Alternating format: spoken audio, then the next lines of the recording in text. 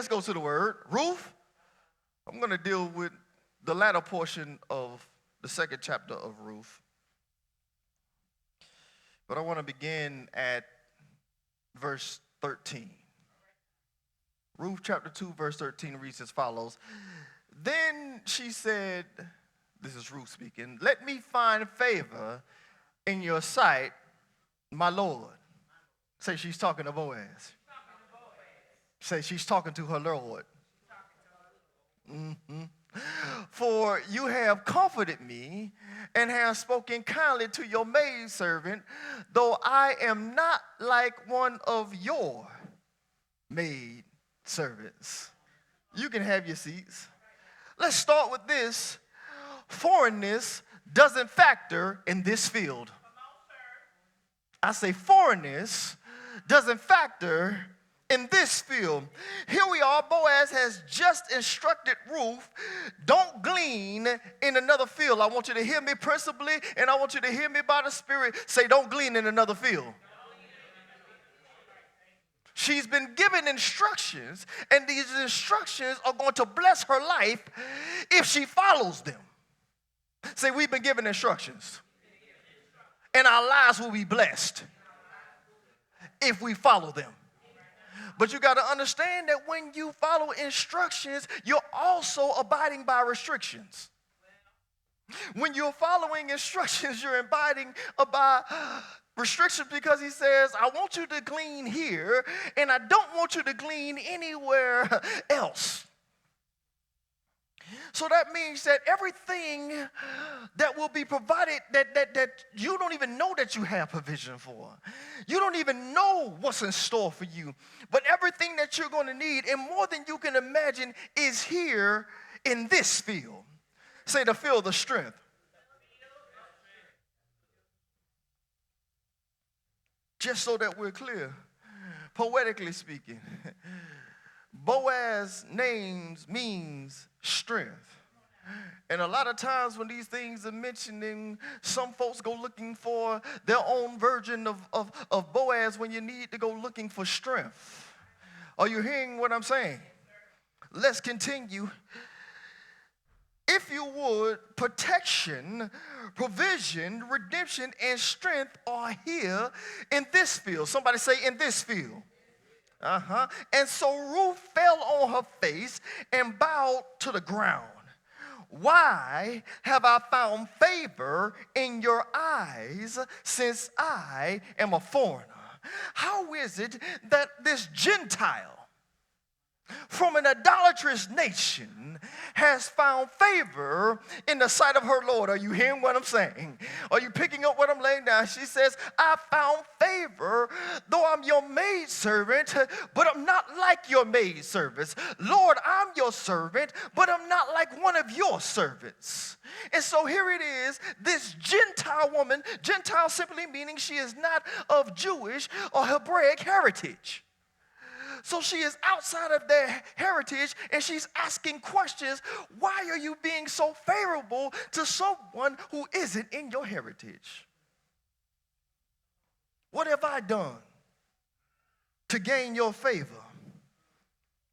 And so not only is she a Gentile from an idolatrous nation, she's also a Gentile from a forbidden nation.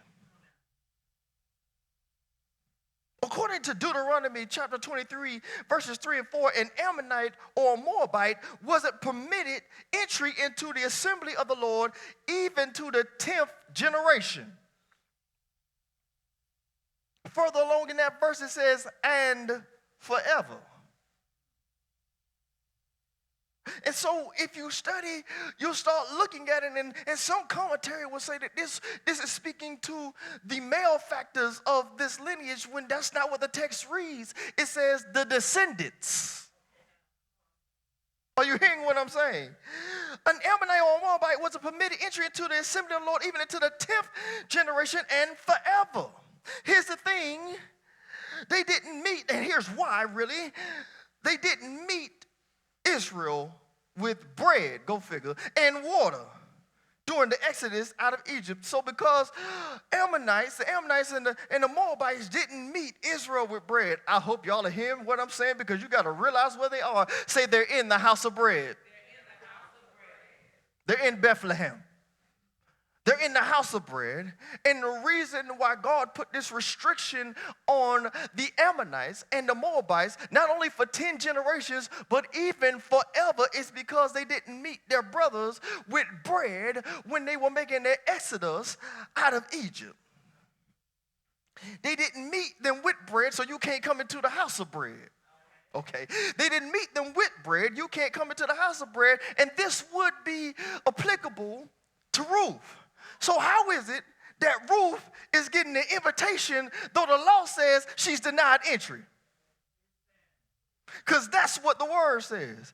It says the Ammonite nor Moabite. It doesn't make any exceptions. It says the descendants, if you look in the chapter. Get this, foreignness doesn't factor in this field when faithfulness is working. I believe faithfulness has the capacity to position what's practical into what's purposeful. And some of us don't realize very practical things that we're doing are very purposeful things. Sometimes we're just helping somebody else, and helping somebody else is just a practical notion to us.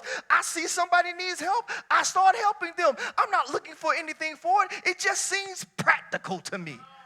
That if I see somebody in need, and if I have means to meet the need, that I meet the need. It just seems practical to me. I'm not handing them over what I have looking for a return. I'm not handing them over alms and looking at God saying, God, do you see me?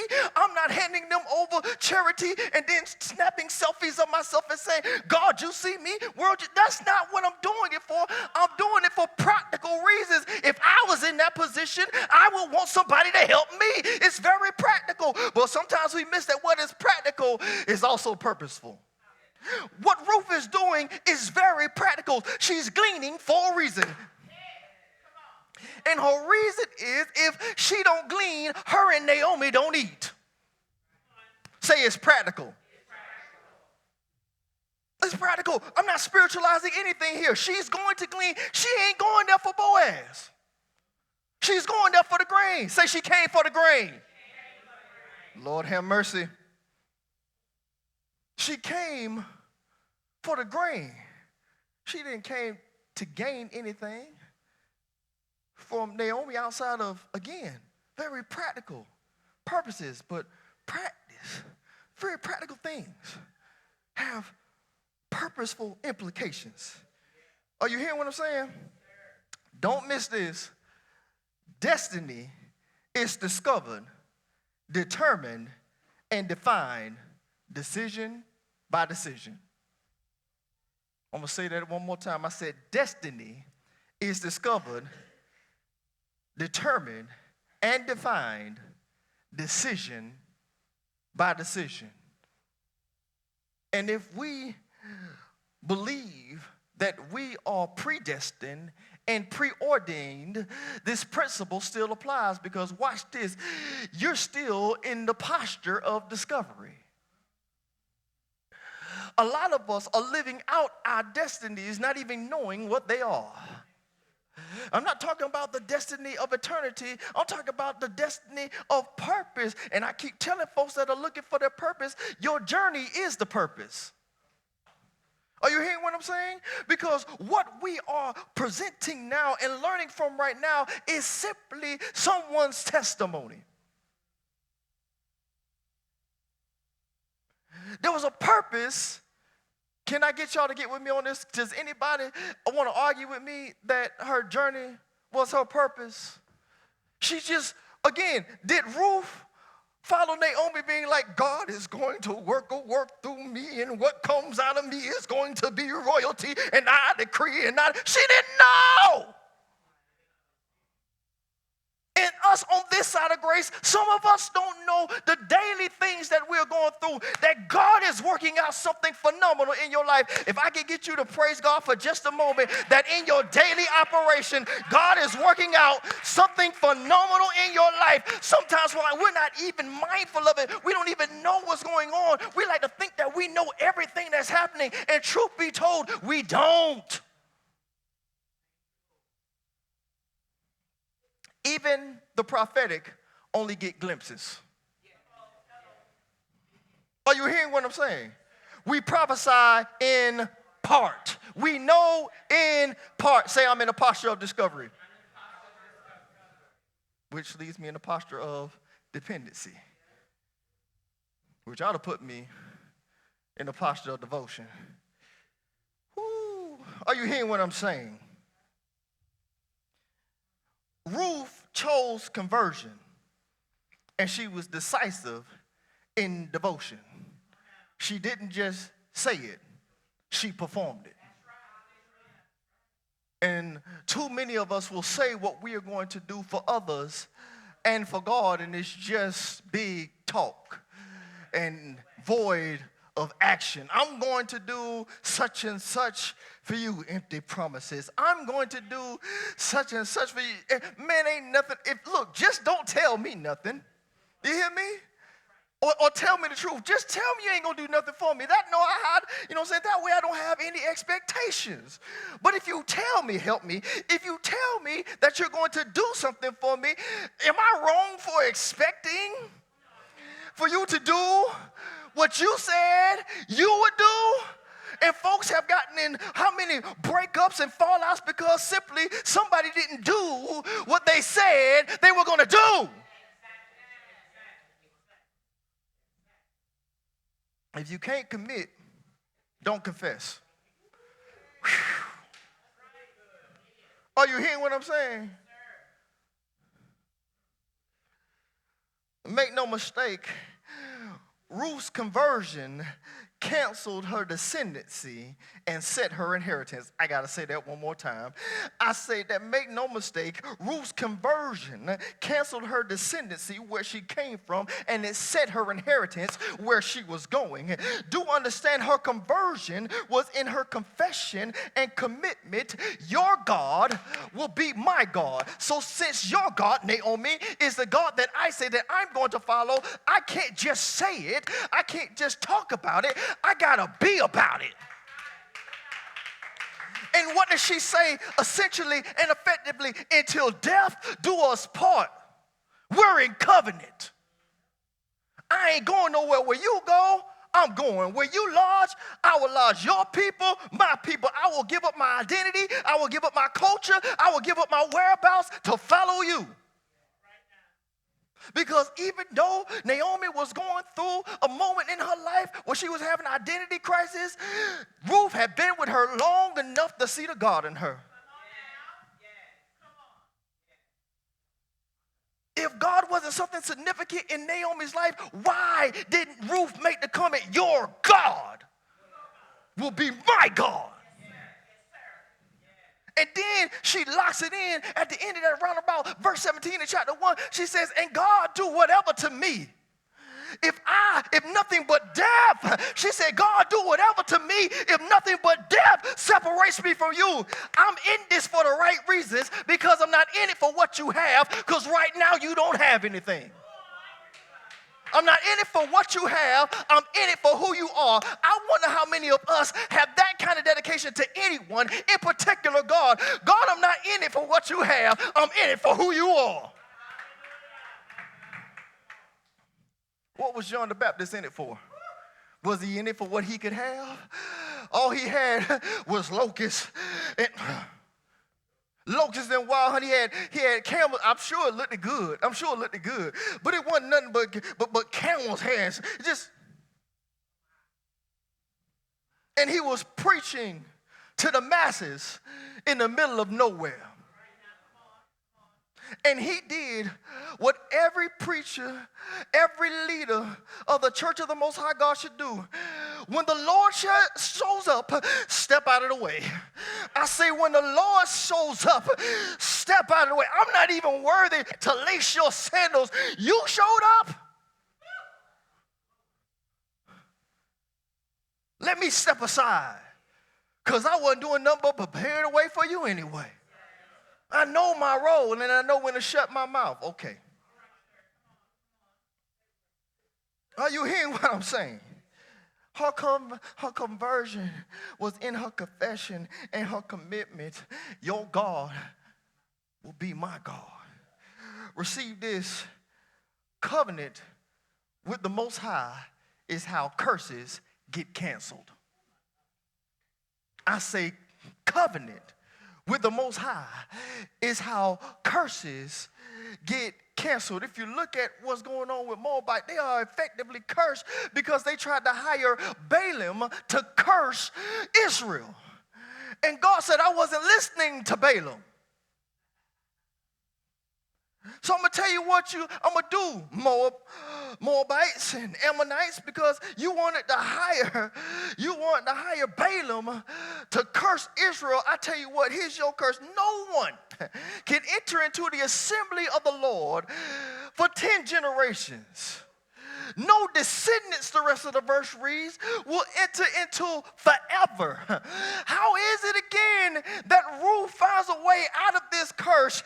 Simply because she makes a confession, and her confession is met by her commitment, and her commitment is signed and is sealed by her covenant. Don't talk to me about generational curses when you've made your confession. It's not on you anymore. It's not on your blood. Help me, Holy Ghost. I said it's not on you anymore. Are you hearing what I'm saying? Why? Because you've been changed.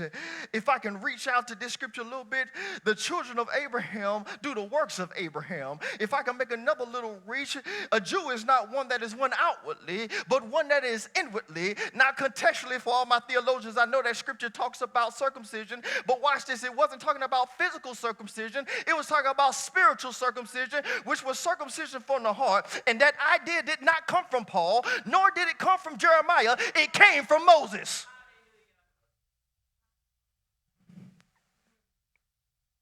Back to the text. Are you hearing what I'm saying? Her foreignness wasn't an issue, nor was it what caught Boaz's attention. It wasn't her foreignness that got his attention. It was the full report of her faithfulness to Naomi. Watch this. He wouldn't have never recognized her if he didn't hear a good report. Are you hearing what I'm saying? He would not have recognized her if he didn't get a report, because he's just riding around as a proprietor would do, and he's just surveying his field, which is what he would do. But his young men, his servants, the reapers, had told him about Ruth and what Ruth had done and was doing on Naomi's behalf. I don't know what Naomi's condition was, but it appears that she wasn't able to glean for herself. And so what Ruth, again, is doing is very practical. I'm gleaning not only for myself, I'm gleaning for someone else. I want you to know when you work in this field that you don't just glean for yourself, you got to glean for somebody else. I say when you work in this field, you can't just glean for yourself, you got to glean for somebody else. Now you got to eat first. Because if you don't eat first, you're not going to have the strength to serve somebody else. Are you hearing what I'm saying?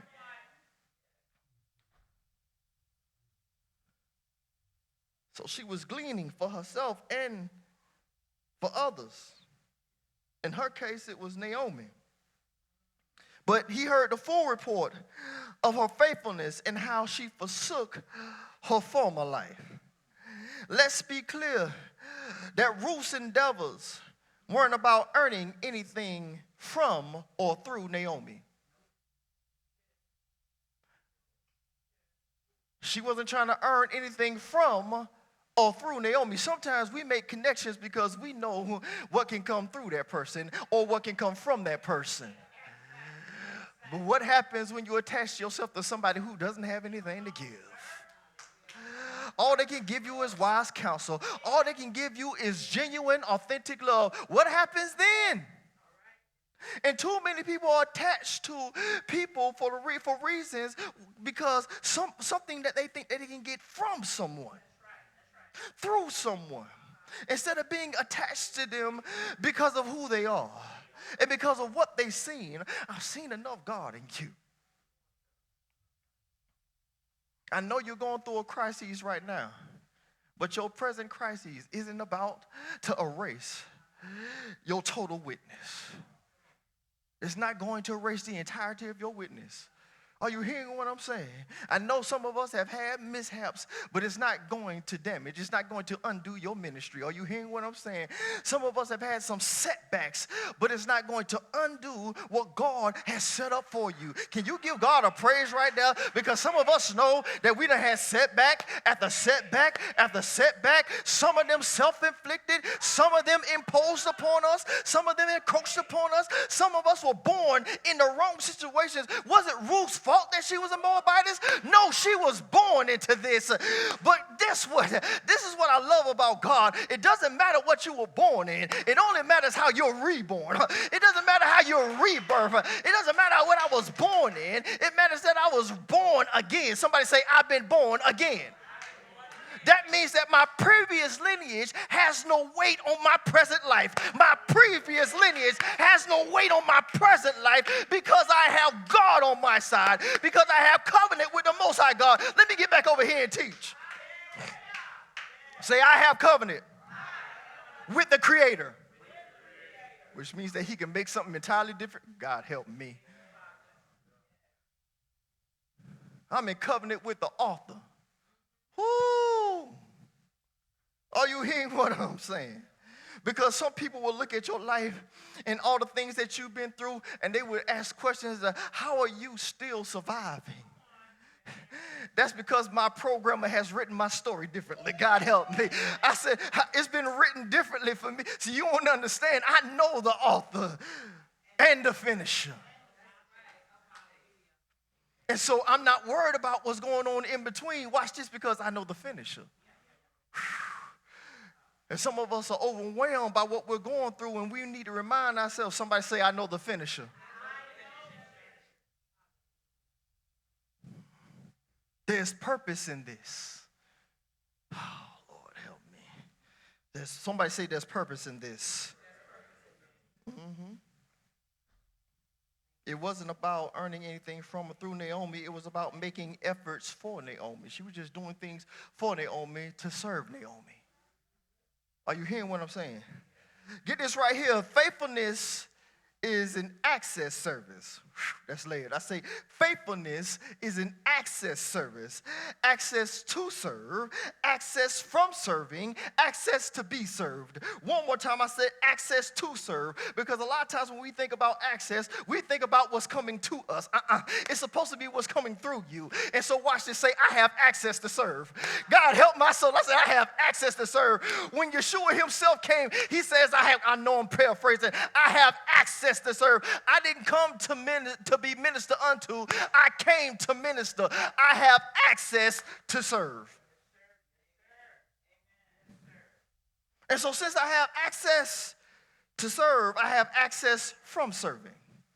And then that gives me access to be served. Are you hearing what I'm saying? I want you to keep in mind a few things. Faithfulness is an invaluable witness. Faithfulness is an invaluable witness. It's the witness that speaks to your credit behind the scenes. It's the witness that speaks to your credit in rooms you've never stepped in. It's the witness that speaks to workers that you barely know. Her witness was speaking to workers, those reapers. She didn't know those reapers, but they saw what she was doing. Somebody was watching her. Can I get a little liberty here? Somebody was watching her glean the grain day after day after day. We act like it happened immediately. No, that's not what happened. She was gleaning day after day, and she was gathering day after day, but she was going back to Naomi day after day. I said she was gleaning every day. She was gathering every day, but she was going back to Naomi every day. I said she was gleaning every day. She was gathering every day, but she was going back to Naomi every day. And somebody was sitting there like, do you know what this woman's been doing? Because we don't know her, but we know Naomi. And what she's doing for Naomi is praiseworthy. So she got a praise report from somebody she didn't even know. Watch this. And it got her Lord's attention. Help me. Say it got her Lord's attention. Are you getting the principle? I want to make sure I stay contextually accurate, but I want us to see the principle behind it. I don't want to be charged with being eisegetical. I'm just trying to stay within the text. Are you picking up what I'm putting down? Because I'm trying to leave something for you to glean. Never mind. I'm trying to leave something for you to glean. Look at somebody. Are you picking up what he's putting down? I'm trying to leave something for you to glean. Oh boy. Faithfulness is an invaluable witness. It's attractive and appreciable. He wasn't looking at her for her fineness. He wasn't looking at her for her fitness. He was looking at her for her faithfulness. Ladies, let me tell you something. It ain't how you make it ain't your makeup, it's your makeup. I told you that last sermon. I'm going to remind you one more time. It ain't your makeup. It's your makeup. Most real men want to see what you really look like when you don't have all that on. I'm just talking about what I'm talking about. I've said it many times, and I'm going to keep on preaching it. I never wanted to wake up and be surprised. Maybe this ain't the gospel. This is Joel Polk, okay? You can strike this whole part out, but this is Joel Polk right here. I didn't want to wake up. You know, before I was saved, I had an issue with cussing. And since I've been saved, I don't have no issue with cussing. But I believe that if I would have been surprised, I might have woke up and said some explicatives. Lord, what in thee?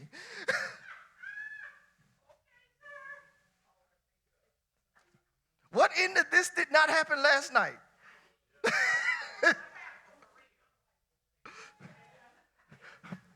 Baby, what happened to your face?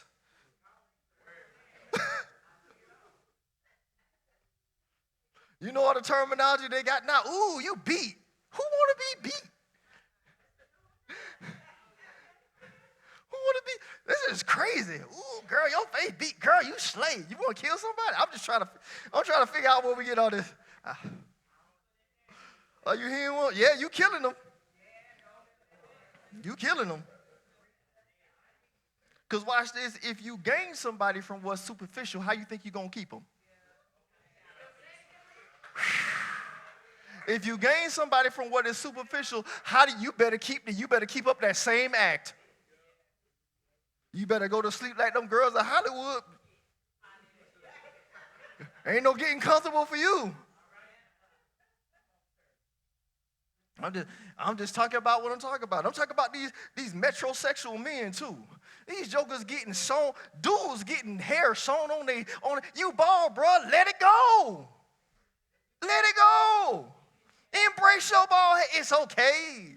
It's all right. It's all right. All right. It's all right. Embrace who you are. It's okay. Somebody gonna love you just the way you are. Somebody will. I don't want to go too sidetracked, but most of us don't want the right type of love.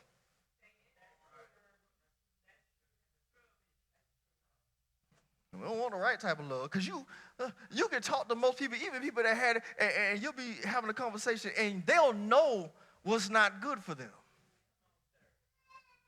I remember a young lady that used to come from time to time, and she told me straight up and down, I'm attracted to the wrong type. She knew her issue. I'm attracted to the wrong type. But that's why you need to lose your type. Stop chasing ideas, ladies and gentlemen. You're never going to date nor marry an idea. I can promise you that. You're going to marry the individual, and that individual is going to change. Are you hearing what I'm saying? But we like that for better, Val. That for worse, ain't nothing sexy when you got to deal with somebody that's sick. Woo! Let me come back over here. We'll find out what the love is when everybody ain't well. I want to give you another piece of that. Favor is available to the faithful. Noah was faithful, and he found favor. David was faithful, and he found favor. Mary was faithful, and she found favor. Verse 13. Watch the principle. Ruth asked to find favor in the sight of her Lord, who's comforted her. At mealtime, he invites her, listen, to eat of the bread. Help me. I said at mealtime, I'm just trying to give you the poetry here to put the principle across. I said at mealtime, he invites her to eat bread, and she sat by the reapers. Don't miss that part. I said he invites her to eat bread, but she sat by the reapers. Watch this. I'm bringing you closer, but not that close. Not just yet. Not just yet. You can sit at the table. I'm going to make sure that you eat something, but I'm still watching how you move. The text says she sat by the reaper, so she's invited to the table. She's seated by the reapers. But how many know that you ought to give God praise when you're invited to the table? Watch this, all the foreign stuff that I've done, I'm so glad that God invited me to the table. I'll gladly sit on the end. Matter of fact, you can let some crumbs drop from the table, and I get them because them crumbs come from the table of the Creator. I'm good with it because I'm good to glean. I'll pick it up from the ground. Help me. Text says that she ate and was satisfied and kept some back for Naomi. Afterwards, she rose up to glean again, so she doesn't feel entitled because she sat at the table. She doesn't feel entitled because she sat at the table. What does she do after she's satisfied and she's kept some back for Naomi? What does she do? The text says, I know it's very practical, but it's purposeful. She goes back to glean.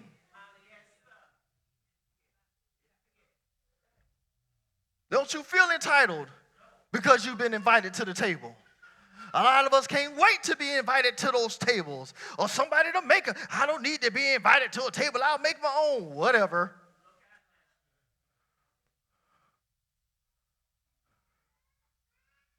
It doesn't matter whose table it is.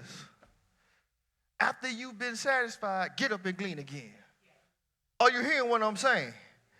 Follow me here. Faithfulness opens a way to abundance. I say it again. Faithfulness opens a way to abundance. Boaz commanded his servants. Watch this.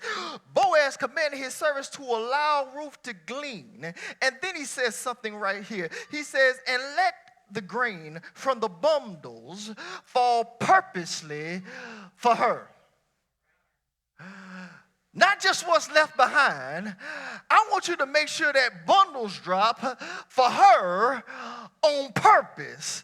I don't want this to just be some mishap that she's getting scraps. I want her to glean from abundance. Listen close. Her surplus was a harvest of her faithfulness. Her surplus was a harvest of her faithfulness. The reason why she was getting more than she was gathering before is because of her faithfulness. When she sat at the table, even though he had already fed her, because he's the proprietor of the field, he decides to be her provider. He desires to be provisional. And he says, you know what? I don't want her to just pick up what's left over. I want you to leave some things purposely for her. Some of us don't even realize that the surplus that we've seen, and I'm not just talking about material things. I'm talking about things that are going to get us through life. Every time we talk about blessings, we always just relegate it to material things. It's some stuff you need just to get from day to day. Sometimes you need encouragement just to get from day to day. Some of us need help just to get from day to day. Some of us just need a word to get from day to day. You ain't got money coming in day to day. Some of us ain't there. Everybody ain't on that train. I'm not denying you from it. I'm just saying some of us done been through some hard times for real. Anybody been through some hard times for real? And you was like, God, if I could just get through this day. Some of you might have said a prayer. Give us this day. God, help my soul. Just get me through today. Has anybody ever been there? From an emotional standpoint, just get me through the day. From from a physical standpoint, just get me. From a spiritual standpoint, all of us ain't strong every day in the spirit. Stop it. Stop it. Stop it. Stop it. Some days you was this close to, if you be honest, maybe it ain't you, I'll talk about me. Some of us been this close to walking away and be like, forget all of this. I've been there, you ain't got to agree with me. I done been through enough death and I done been through enough trials to be like, God, and then what you do when you start going through what you going through, come on, maybe you ain't did it, but I know what I do. I like to start giving God my resume. God, don't you know what I did? And God, I've been here for this. And I think I got some kind of Hezekiah prayer going on. I think I can turn my face to the wall and say, God, you know all the stuff I did. God be like, your resume ain't going to stand up. Watch this. You're only qualified for his favor by his grace. We are only qualified for his favor by his grace. There's nothing you and I can do. Faithfulness puts us in position, but he's still got to find favor. We still got to find favor with him. My faithfulness isn't going to earn anything. It just puts me in position. Are you hearing what I'm saying? It doesn't earn me anything. It just puts me in position. We better stop acting like all these things that when we pray for folk and you know how much I done gave to the church and all that stuff. Oh, is that what you were doing it for? So somebody could roll out all the things that that's what you know what the Bible says about stuff like that. You have your reward already.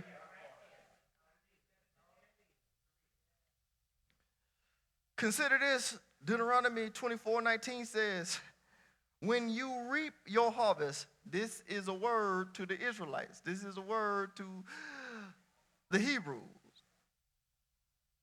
It's a law. He says, when you reap your harvest in your field, listen to the text, and forget a sheaf in the field, you shall not go back to get it. It shall be for the stranger, the fatherless, and the widow, that the Lord your God may bless you in all the work of your hands. I want you to know this. What was forgotten was left for the stranger. That's so many layers deep, I don't know if I have time. I said what was forgotten. Look, Christ was forgotten by his own people, but it was left for us. Hello. It was left for some outsiders. Watch this, and a lot of folks, even if you claim to be of Israel, before you accepted salvation, you were an outsider. Are you hearing what I'm saying? You can claim it all you want to. Watch this. God said he can make stones into children of Abraham, so you ain't nobody. And some of us just blockheads, anywho. You know the word, you'll catch that little. Anyway. What was forgotten was left for the stranger. Here's the thing. Boaz sets a precedence of intentionality and purpose for this friend, Ruth. For this friend in his field. I said, Boaz sets a precedence of intentionality and purpose for this friend in his field. He says, let grain from the bundles fall purposely for her. Put this to use. Hey, auntie. Put this to use. Glean on purpose. I told you I was going to use it. Glean on purpose. Are you hearing what I'm saying? That was between me and her. Y'all get it later. Somebody say glean on purpose. Say put this to use. Glean on purpose. Glean as permitted. You can't just glean anywhere you want to. I know there's a lot of information out there. You can't just glean from any field. I didn't tell you to, I'm not encouraging you to remain ignorant about anything. I'm just saying before you go glean from any field, make sure you have permission.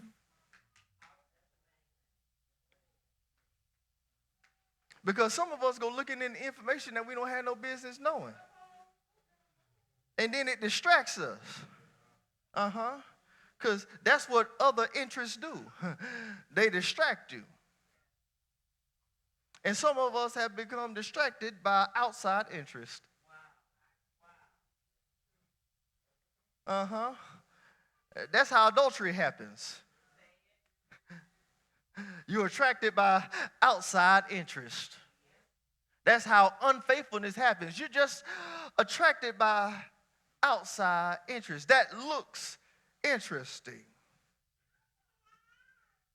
Let me look into that a little further. Perhaps you've been elevated, and perhaps one grand morning you find yourself walking in your robe on top of your roof, and you just happen to see Bathsheba. Somebody say outside interest. You should have been at war. You should have been at battle because it was the season for warfare. But instead of having warfare outside of your home, you brought it in. I'm talking about David. I ain't talking about y'all. Instead of having warfare outside of your residence, you brought warfare into your home. And some of us have brought warfare into our home because we had outside interest. Watch this. You wouldn't have even saw what you saw if you were where you were supposed to be. But now you're out of position. And now your focus is on something else. It catches your attention. I told you, Bathsheba, she had to be some kind of fine. You understand me? Her name Bathsheba. You hear? House of Black. Anyway. She was a sister.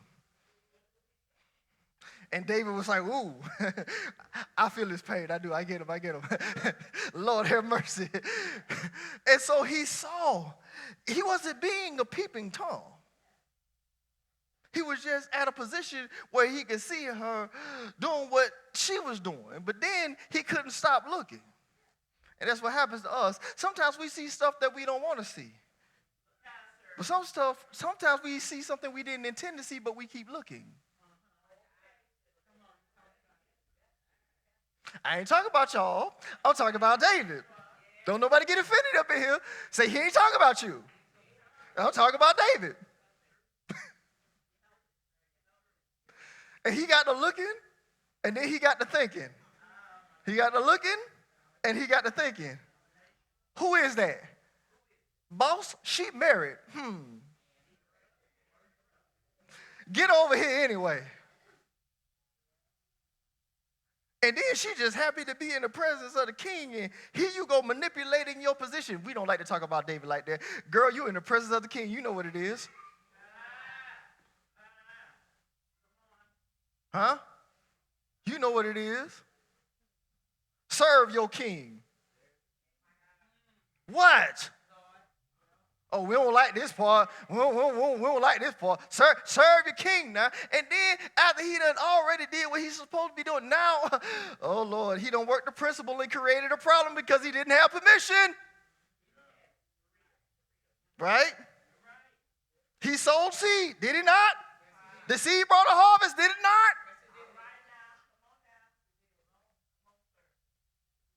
And now when he starts seeing the budding phase, when that stomach, hey, get her husband down here. Hey, get him out the field. Hey, get him over here. But he wouldn't even go in his own house. He wouldn't go in his own house because he was following instructions from the law. God help me. You done sent the man Uriah. You done sent Uriah home, but Uriah knows the law. He said, no. If nobody else can go home, I can't go home. I'm gonna sleep by the door. How you gonna honor the word so much that you'll sleep outside of your own house to do it? God help my soul. And so I'm not going in there. And he wouldn't do it. So now David's got to put him to death. I know you know the text, and I know I'm outside, but I'm coming back, I promise. What he's doing is now David's like, well, now I've compounded the issue because now I've got to get rid of this problem. I got to end Uriah, but I can't do it. I got to use my position to manipulate. Oh, that's not what you think David did? David said, put him on the front line. And then when he's on the front line, I want you to draw back. In other words, abandon him. Abandon him. And then he dies. All because David couldn't stop looking. All because David had outside interests. Are you picking up what I'm putting down? Back to my text. Are you hearing what come on. But the text says what was forgotten was left for the stranger. He says, let the grain from the bundles fall purposely for her. Somebody say glean on purpose. So we got to glean as permitted. We got to glean under protection, because when we glean in the field wherein we have permission, that means that we'll glean in a field wherein we're protected. Because Boaz says, I'll protect you. Glean from provision. Glean on purpose. The text tells us Ruth gleaned until evening and went into the city, and Naomi saw what she gleaned. Ruth told her the proprietor was Boaz. Naomi says, round about verse 20, Naomi says, blessed be he of the Lord, who has not forsaken his kindness to the living and the dead. This man is a relation of ours and one of our close relatives. Listen close. Right relationship makes redemption possible. I say right relationship makes redemption possible. Now, from a cultural standpoint and from a contextual standpoint, because he was a close relative, that means that he had the opportunity to claim Ruth. And Naomi knew this. And this is why she makes the comment, oh, Boaz, that's who field that you've been gleaning from? He's a close relative of ours. Watch this. And if we have right relationship, I know what he's doing. God help me. Because if he has right, she doesn't know yet. She's about to discover. But I think I know enough about Boaz, and she does. I know enough about Boaz that if you position yourself, God help me, I don't want to get ahead of myself. If you position yourself in a particular manner, God help me, he won't just be your provider. He'll be your Lord for real. Are you hearing what I'm saying? Oh, but you got to. So she says, I know I know the man that you're talking about. She said, he's one of our close relationships. So right relationship positions us to be redeemed. I hope you're getting the principle. From a cultural and contextual standpoint, Naomi's relationship positioned Ruth for redemption.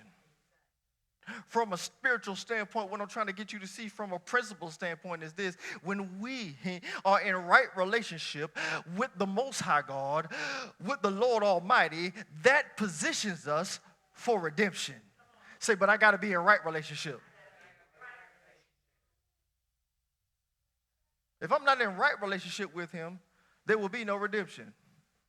Uh-oh, you need text. Many will say to me on that day, Lord, Lord. Just because you call him Lord doesn't mean that he is. Didn't I work your field? That ain't what the text said. The text said, didn't I prophesy your name? Didn't I work the field? Didn't I prophesy your name? Didn't I cast out demons in your name? He said, I will say to you plainly, we love cuddly Jesus, but I like Yeshua. I like Yeshua because Yeshua will get with you. Yeshua will be like, I will say to you plainly, depart from me, you workers of iniquity. I never knew you. How are you in the Lord's field working iniquity? You're working iniquity because you have no intimacy.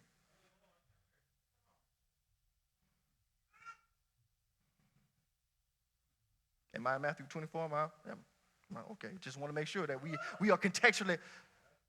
Well, that's all of it. Yeah, that's the other. Yeah, that's the whole loaf.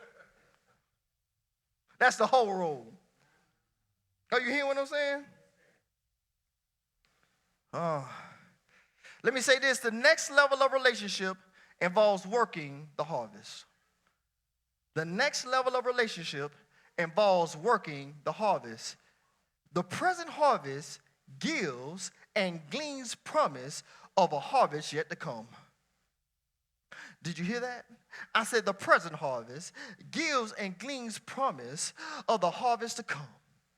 Verse 21, Ruth said, Boaz said to me, you shall stay close by my young men until they have finished all of my harvest. Let me say it again. Boaz said to her, you shall stay close by my young men until they have finished all of my harvest. Stay by my workers until harvest is over. God help me. I say stay by my reapers until the whole harvest is over. Some of us want to check out before harvest is even over. And let me just talk about what her Lord said. Her Lord say stay in the field until the harvest is over. Church, are you hearing what I'm telling you? I said stay in the field until the harvest is over. Stay in the field until the harvest is over. Some of us want to check out before the harvest is over. No, you can't check out. You got to go back to that field tomorrow. God help me.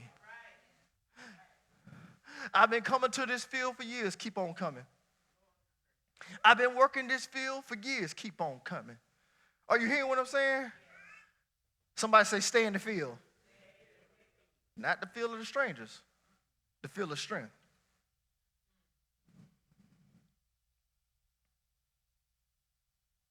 Truth be told, sometimes we want a future without the field work.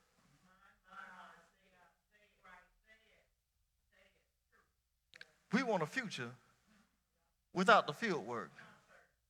We want something for nothing. You want a spouse, but you won't work for one. You want to be with somebody, but you won't listen to nobody. The elders are telling you how to behave yourself, ladies and gentlemen. But you already know everything, don't you?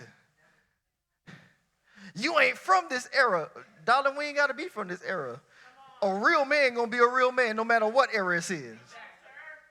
A real lady is going to be a real lady no matter what era it is. Do you hear what I'm saying? Real don't change like that. It don't change.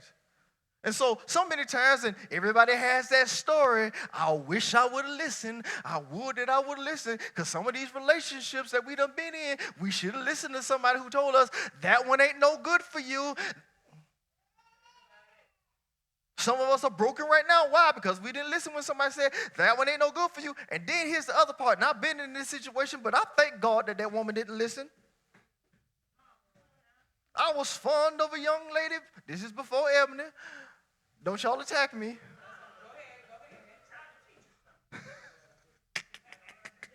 You got to be clear. You know what I mean?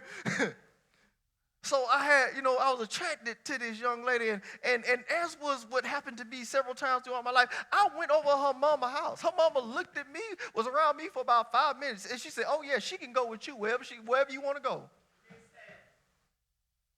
Her mama could read me like she knew my life. But the girl wasn't that fun of me. The girl only wanted to go with me because I could get her out of the house. See, she couldn't get out of the house with nobody else because mama knew. Mama knew if you leave the house with that dude, you might come back with something. Are you hearing what I'm saying? You might come back with some issues. You might come back with some marks. You might come back with some felony.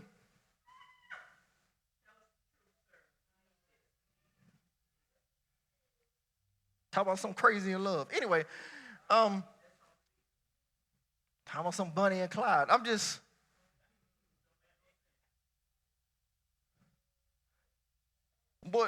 But she didn't like me like that. And I thank God for that rejection. Thank you.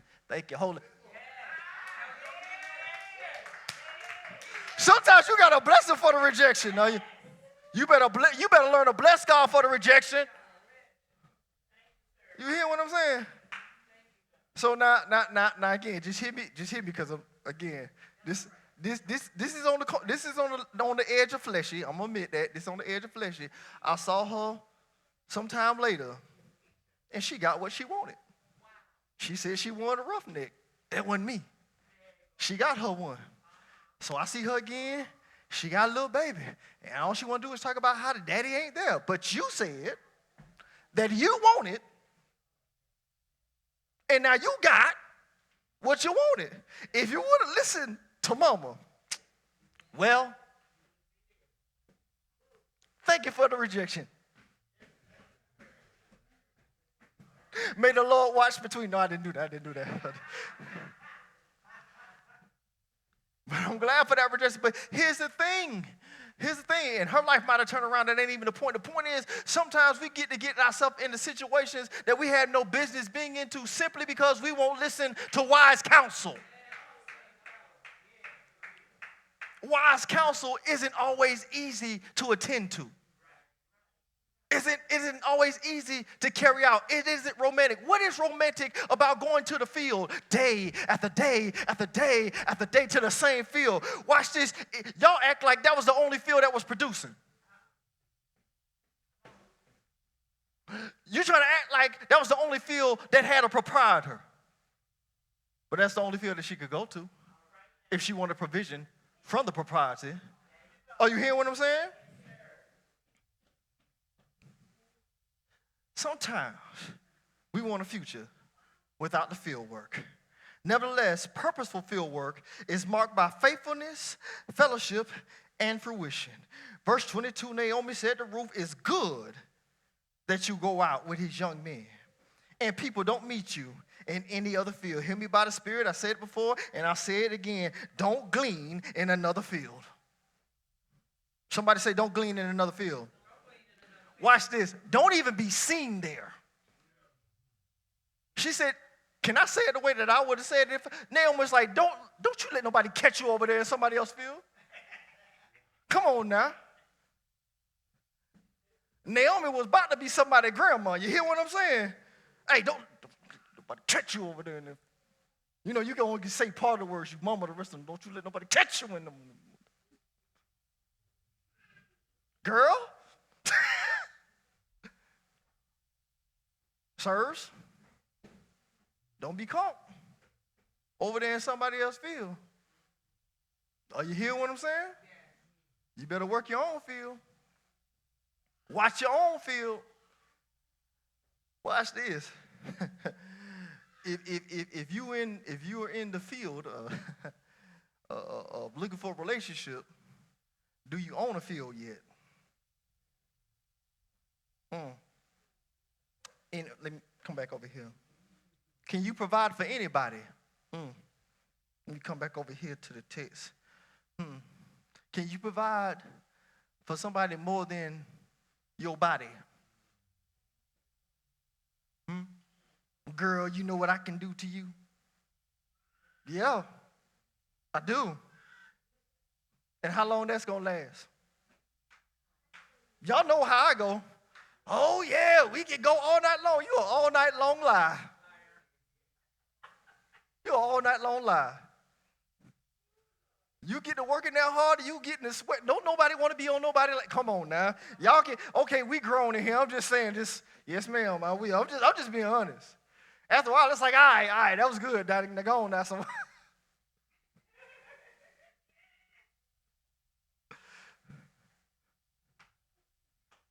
But you don't put your whole talent based on what you can do physically. And that's not going to last always. I don't care what you're working with. It ain't going to last always. Watch this. And some of that was good to you wasn't good for you. Because some of us done had too much good. And we don't know what's right.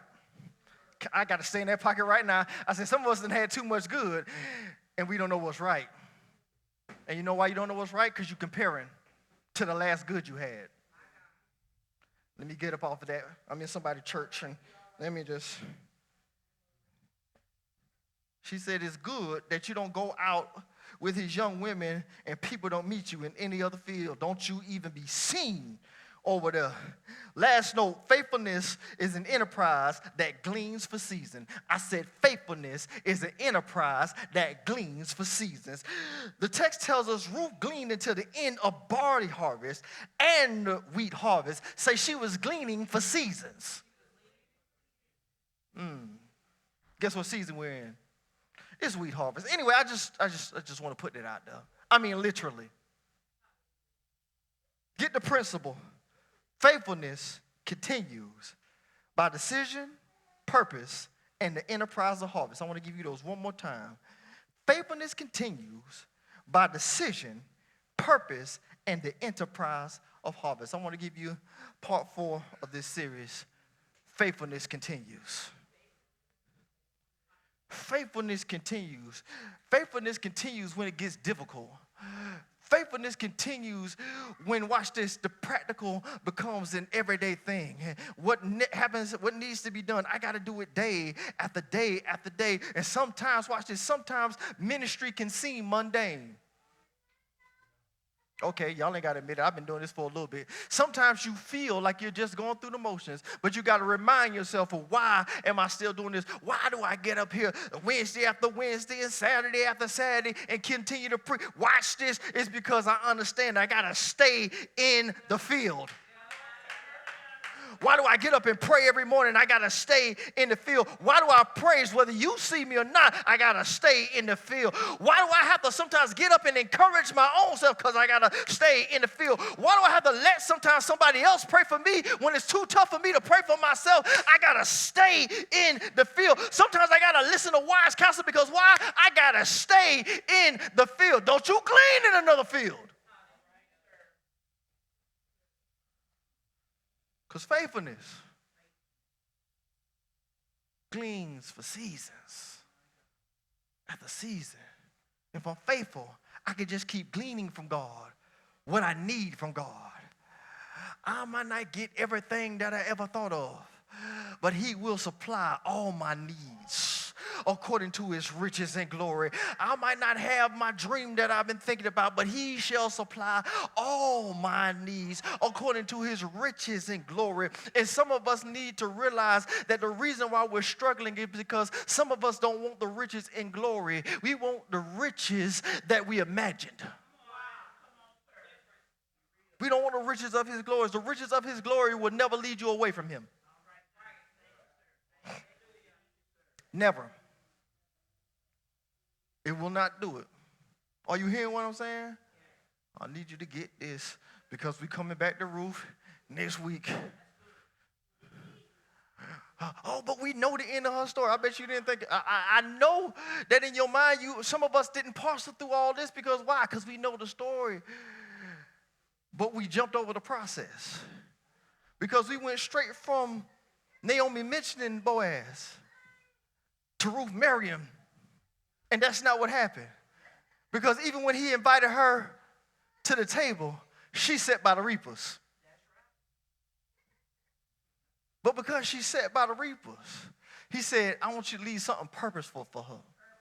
And sometimes God's trying to get us closer to Him by seeing what we'll do season after season after season after season.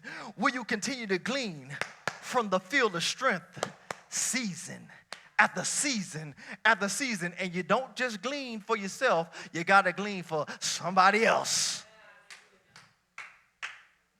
I'm gleaning so I can get through, and I'm gleaning so they can get through too. Are you hearing what I'm saying? Faithfulness continues. Give God glory right there.